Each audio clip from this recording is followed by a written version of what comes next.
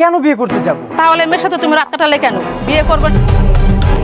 হায় হায়, এবার তো মেঘলা অনিককে ভুল বুঝবে। এতদিন অনিক মেঘলাকে ভুল বুঝতো, এখন তো মেঘলা রাতুলের চক্করের ফাঁদে পড়ে অনিককে ভুল বুঝে বস্তির সকলের সামনে অনিককে তো চাবুক মারতে মারতে আহত করবে। তাই ভিডিওটির মূল টপিকে ফিরে যাওয়ার আগে আপনারা যারা এখনো আমাদের চ্যানেলটিকে সাবস্ক্রাইব করেন তারা অবশ্যই গাইস নিজের ভাই মনে করে চ্যানেলটিকে সাবস্ক্রাইব করে ভিডিওতে লাইক করে দেখতে থাকুন। সবার গরিব ঘরের রাজপুত্র নাটকের 39তম পর্বের শুরুর দিকে আপনারা দেখতে পারবেন যে বস্তির সকল লোক তো রাতুলকে দোষারোপ করার সেই মুহূর্তে মেঘলা ওখানে চলে আসবে এবং সেই সাথে বস্তির সকল মানুষ তো রাতুলের নামে অপবাদ দিবে এবং সেই সাথে মেঘলার বান্ধবী তখন রাতুলের দিকে দেখবে এবং সেই সাথে মেঘলাকে বলবে, বান্ধবী বিশ্বাস কর, আমি তো রাতুল ভাইয়াকে প্রচন্ড পরিমাণে বিশ্বাস করতাম। আমি এটাও বিশ্বাস করতাম যে রাতুল ভাইয়া হয়তোবা তার ভুল বুঝে একদিন তোকে মানিয়ে নিবে, কিন্তু একই দেখছি আমি নিজের চোখে দেখলাম রাতুল ভাইয়ার রুম থেকে এই বাজে মেয়েটি বেরিয়ে আসলো। তাহলে তুই বল এখন কি করা উচিত? এরপর তো অনিকের চাচাতো বোন শান্তা মেঘলাকে দেখে আশ্চর্য হয়ে যাবে এবং সেই সাথে মেঘলা তো অনিকের দিকে ভয়ঙ্কর ভাবে তাকাবে এবং সেই সাথে মেঘলা বস্তির লোকদের সামনে বলবে, এই ঘটনা যদি সত্যি হয় তাহলে আপনারা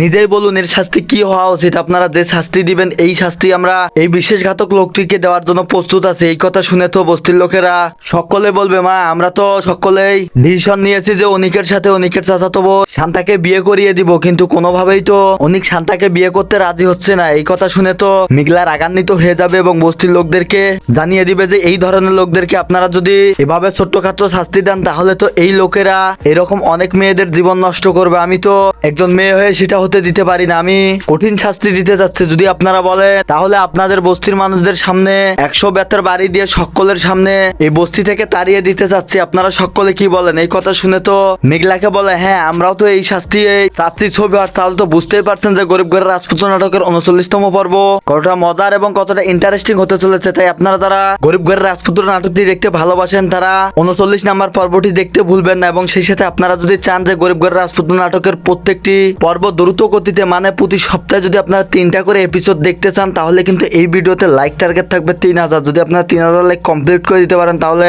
প্রতি সপ্তাহে কিন্তু 3টা করে পর্ব আপলোড দেওয়া হবে। আশা করি আপনারা বুঝতে পারছেন। এবং সেই সাথে আপনারা কোন জেলা থেকে গরিব ঘরের রাজপুত্র নাটকটি দেখতেছিলেন কমেন্টে জানান এবং পরবর্তী ভিডিওর আপডেট খুব শীঘ্রই নিয়ে দেখা হচ্ছে। সে পর্যন্ত ভালো থাকবেন, সুস্থ থাকবেন।